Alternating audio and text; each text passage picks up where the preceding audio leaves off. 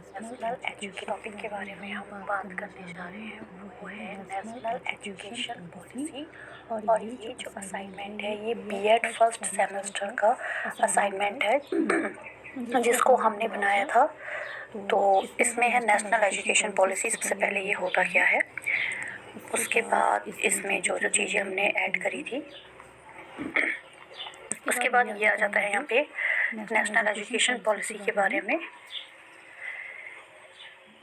जो इसकी मेन बात थी उसमें ये था कि जो स्कूलों में 10+2 का सिस्टम ख़त्म करके 5+3+3+4 की जो नई व्यवस्था की गई थी, और साथ ही साथ 3 साल, इट मीन्स जो नर्सरी मतलब क्लास होती है या प्ले ग्रुप जो होता है, जैसे हम लोग आंगनवाड़ी में भेजते हैं सरकारी विद्यालयों में, और प्राइवेट्स का प्ले ग्रुप हो जाता है, तो 3 साल से 18 साल तक के बच्चों को शिक्षा का अधिकार कानून यहाँ पे इम्पॉर्टेंट चीज़ जो है इस पर बात की गई है।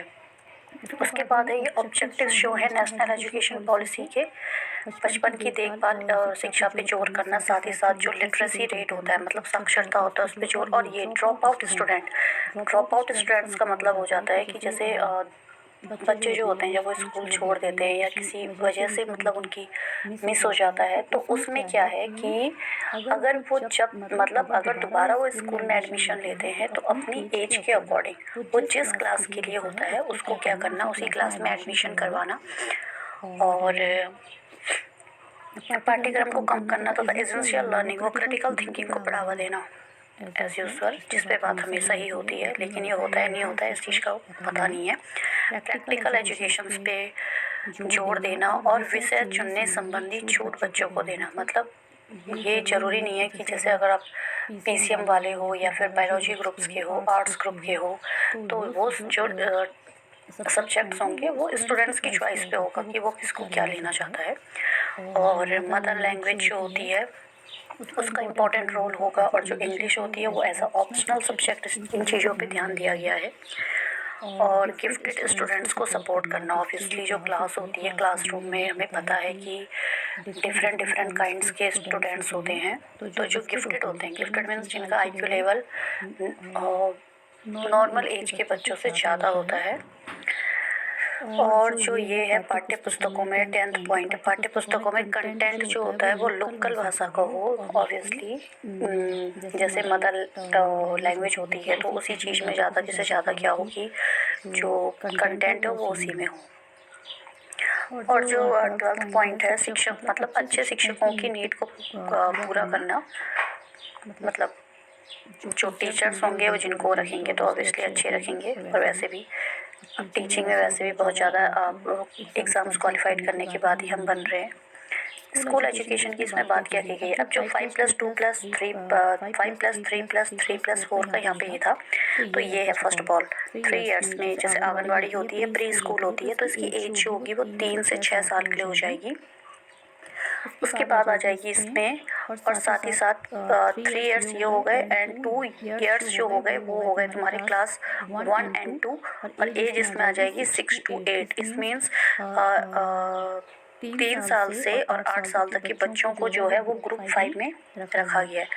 उसके बाद आ जाता है कि 8 से 11 साल तक के जो बच्चे होते हैं उनकी क्लास हो जाएगी 3 to 5, PRD लेवल जो होता है प्राइमरी लेवल का, तो ये हो गया 3, 5+3, और +3 हो जाएगा तुम्हारा एज हो जाएगी 11 to 14, क्लास 6 to 8 इसमें आ जाएगी, और जो लास्ट का 4 हो गया वो हो गया 9 to 12, और इसमें एज हो जाएगी 14 to 18। तो ये पूरा का पूरा जो इसमें रखा गया था 5+3+3+4 के बारे में वो ये है। और उसके बाद आ जाती है यहाँ पे, इसमें यहाँ पे जो है डिफ्रेंशिएट किया गया है प्रीवियसली जो हमारा आजकल चल रहा है एकेडमिक स्ट्रक्चर, और जो ये न्यू वाला आ जाएगा वो ये है। और वर्तमान में 3 से 6 आयु वर्ग के बच्चे 10+2 संरचना में शामिल नहीं है, ऑब्वियसली जो यहाँ पे बात की गई है, और इसका पूरा यहाँ पे रखा गया है। अब है secondary education, the difference between new education policy and today's ongoing education policy. तो बोर्ड आधारित परीक्षाएं अभी भी मतलब जो 2022 है इसमें भी बहुत सारे जो कॉन्वेंट स्कूल हैं उनमें क्या है कि जो बोर्ड एग्ज़ाम है वो सेमेस्टर वाइज हो चुका है ऑलरेडी, तो अब तक की शिक्षा नीति में बोर्ड परीक्षाएं साल में एक बार संचालित होती थी, वो भी कक्षा 10th और 12th की। अब नई शिक्षा नीति में क्या है कि किंतु नई शिक्षा नीति में बोर्ड परीक्षाएं साल में 2 बार कराई जाएंगी और 9 to 12 तक के लिए। नई शिक्षा नीति में 12वीं के बाद जो बच्चे होते हैं उनमें कम से कम एक स्किल जरूरी हो ताकि जरूरत पड़ने पे वो इस क्या करे, रोजगार में शामिल कर सके। वही बात हो रही है कि जो बच्चे हैं उनको सिर्फ इस चीज़ पे, मतलब जो बुक का कंटेंट है उस पर ध्यान ना दे करके उनका कोई स्किल हो, जैसे उस पर ध्यान दिया जाए, जैसे फॉरेन कंट्रीज में होता ही है। अगर किसी को पेंटिंग का शौक है तो वो पेंटिंग के स्किल पे उसका ज़्यादा जोर करवाया जाए ताकि आफ्टर 12th या फिर अपनी कोई भी एजुकेशन करने के बाद वो उसी फील्ड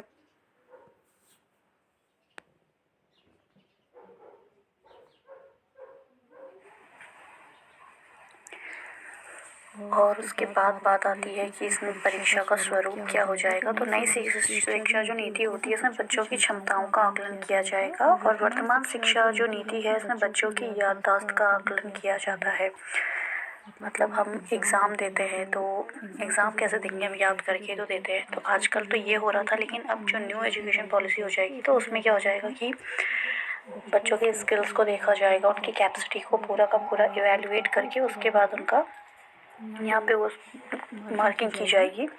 विषय चुनने की आ जाती है, ये मैं आपको स्टार्टिंग में बता चुकी हूँ। जैसे साइंस और मैथ्स के साथ आप फैशन डिज़ाइनिंग भी पढ़ सकते हो। कुछ भी चीज़ जो ऐसा नहीं है कि आर्ट्स वाले साइंस को नहीं ले सकते और साइंस वाले आर्ट्स को नहीं ले सकते। और उसके बाद बात आती है इसमें जो इसका करिकुलम हो जाएगा, हर विषय में जो पाठ्यक्रम सामग्री होती है उसको कम किया जाएगा। इसमें क्रिटिकल थिंकिंग और इसमें क्या होता है, जैसे क्रिटिकल थिंकिंग हो गई, समग्र पूछताछ हो गई, आधारित हो गई और रिसर्च रिलेटेड हो जाएंगे, डिस्कशन रिलेटेड हो जाएंगे। इस तरह का ये पूरा का पूरा पैटर्न आपका बनाया जाएगा। वर्तमान शिक्षा नीति में उपरोक्त में से कुछ कुछ चीज़ों में ध्यान दिया जाता है। ऑब्वियसली इसमें हमने दोनों का डिफ्रेंशिएशन था उस बेसिस पे है। फिर है जो हेल्पिंग, इसमें करिकुलम्स आ जाएंगे, जैसे क्राफ्ट्स वगैरह होते हैं, स्पोर्ट्स, योगा, ये तो अभी भी हमारा हो ही रहा है। पर ये न्यू एजुकेशन पॉलिसी में एक इम्पॉर्टेंट, मतलब जैसे हम सब्जेक्ट्स पढ़ते हैं हिंदी, मैथ्स एक्सेट्रा, तो इनको भी उसमें क्या किया जाएगा, रखा जाएगा। और उसके बाद आता है आपका जीडीपी। अब जो नई शिक्षा नीति है इसमें जीडीपी जो होती है हमारी, उसका 6% जो होता है वो एजुकेशन में दिया जाएगा और अभी जो है सिर्फ 4.43% ही होता है। लाइफ स्किल्स जो होती हैं आपकी, तो नई शिक्षा नीति के अंतर्गत विद्यार्थियों ने जो रोजगार परक सीखा है तो इससे क्या होगा, रिपोर्ट कार्ड में जगह मिलेगी, जिससे क्या होगा कि बच्चों में लाइफ स्किल का भी विकास हो सकेगा। और विद्यालयी शिक्षा को ख़त्म करने के बाद अब ऑब्वियसली जो मेन मोटिव होता है वो यही होता है कि हम क्या कर सके, रोज़गार को प्राप्त कर सके। तो ऑलरेडी जब वो क्या करेंगे, किसी स्किल को उन्होंने सीखा रहेगा और वो उनके रिपोर्ट कार्ड में मेंशन होगा, तो इससे क्या होगा कि वो अगर वो उससे रिलेटेड कोर्स करना चाहते हैं तो इसमें उनको आसानी होगी। पाठ्यक्रम में भारतीय ज्ञान पद्धतियों को शामिल करने, अब जो करंट है हमारी उसमें क्या है कि भारतीय ज्ञान पद्धतियों को शामिल किया जाएगा वर्तमान में जो है, मतलब न्यू एजुकेशन पॉलिसी में भारतीय संस्कृति आदि से रूबरू होंगे। क्योंकि अब धीरे धीरे क्या है कि हम लोग जो है अपनी खुद की जो संस्कृति है वो क्या हो गई है, एक तरफ से मान ले एक्सटिंक्ट होती ही चली जाएगी क्योंकि हम उनके बारे में पढ़ते ही नहीं हैं। और इसके बाद जो हमारी करंट एजुकेशन पॉलिसी है इसमें क्या होता है कि जो हमारा विदेशी ज्ञान है उन पद्धतियों का समावेश ज़्यादा है। अब कस्तूरबा गांधी बालिका विद्यालय, इसका भी एक इसमें इम्पॉर्टेंट रोल है कि लड़कियों की शिक्षा जारी रहे, इसके लिए उनको भावनात्मक रूप से सुरक्षित वातावरण देने का सुझाव दिया गया है। इसके लिए कस्तूरबा गांधी बालिका विद्यालय का विस्तार 12वीं तक करने का सुझाव नई शिक्षा नीति में है। अब कस्तूरबा जो होता है एक तरफ से स्पेशली गर्ल्स हॉस्टल होता है और इसमें जो है वर्तमान शिक्षा में क्या है कि विद्यालय कार्यरत है किंतु शिक्षकों की निम्न संख्या के साथ इसमें है। अब कंक्लूजन क्या आता है, न्यू एजुकेशन पॉलिसी का। न्यू एजुकेशन पॉलिसी के साथ ये बहुत सारे निष्कर्ष हमारे निकले हैं। इस प्रकार से विद्यालयी शिक्षा में नई शिक्षा नीति के आने पर विद्यालयों को विभिन्न प्रकार के लाभ प्राप्त हो सकेंगे, जहाँ सिर्फ किताबी ही ज्ञान नहीं अपितु जीवन कौशल के गुणों को सीखकर रोजगार हासिल करने को भी आसानी होगी। अपनी पसंद के अनुसार वो विषय चुन सकते हैं। बोर्ड परीक्षाओं में सुधार से विद्यार्थियों को भी लाभ मिलेगा और इसमें बहुत सारे वो है समाज को अच्छे रोजगार परक विद्यार्थी मिलेंगे। तो ये हमने पूरा का पूरा इसमें कर रखा है। ये पूरा एक असाइनमेंट था मेरा। आई होप ये आपके लिए बेनिफिशियल हो और अगर आपको ये अच्छा लगा हो तो please do like and subscribe my channel. Thank you.